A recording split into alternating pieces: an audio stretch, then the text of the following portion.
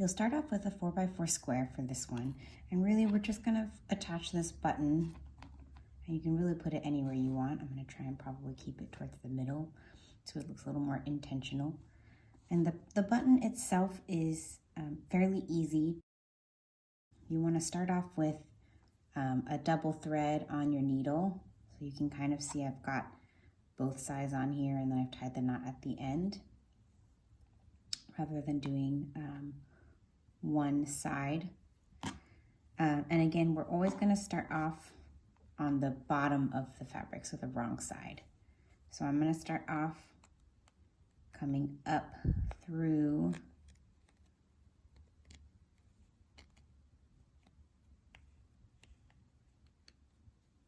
one buttonhole, and you can see that my knotted end is underneath the fabric, so that when I pull this through, the knot will be on the back. Then I'm gonna go down into the other hole. I'm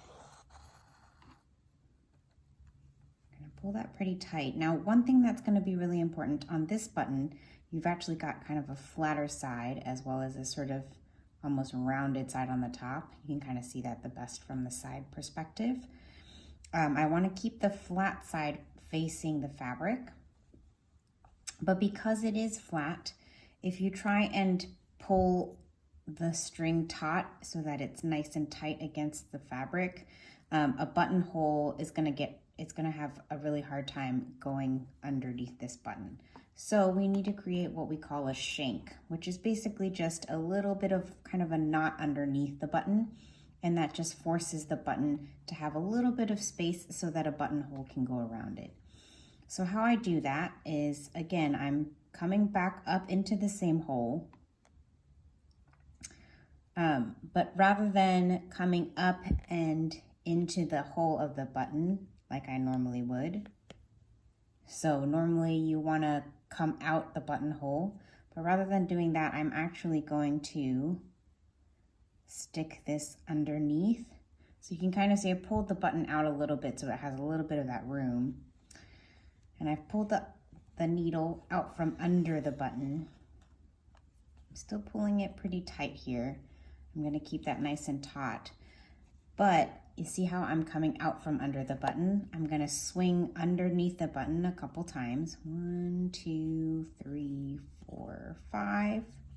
I'm doing 5. You can really do as many as you want, but now you can see I've created a little bit of thickness under the button. So that way the button floats a little bit above the actual fabric itself, and it's not just sitting flat on the actual fabric. And then I'm going to go back up the other side.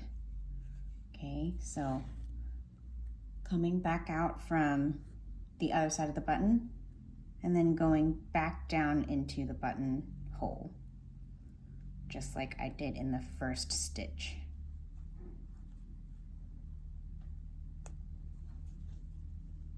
Oops.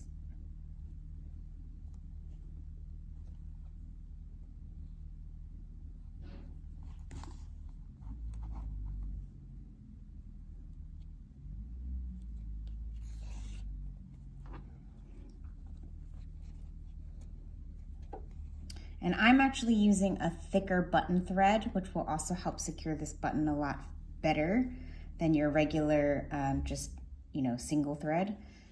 Usually you can find button thread listed as button thread in Joann's.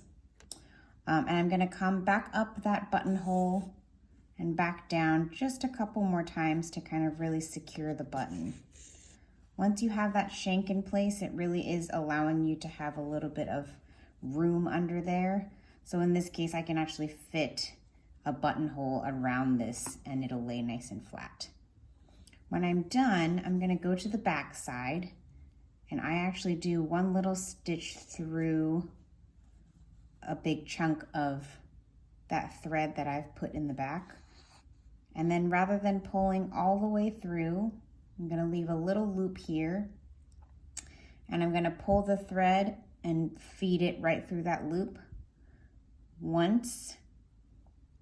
I do it twice and sometimes even 3 times. You can see that it's actually wrapping around that loop a little bit. So that way when I go ahead and pull this, all of that will get tightened and it'll create a little automatic knot there.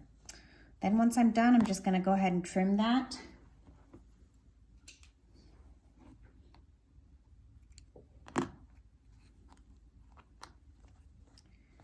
And there you go, I have my button all attached.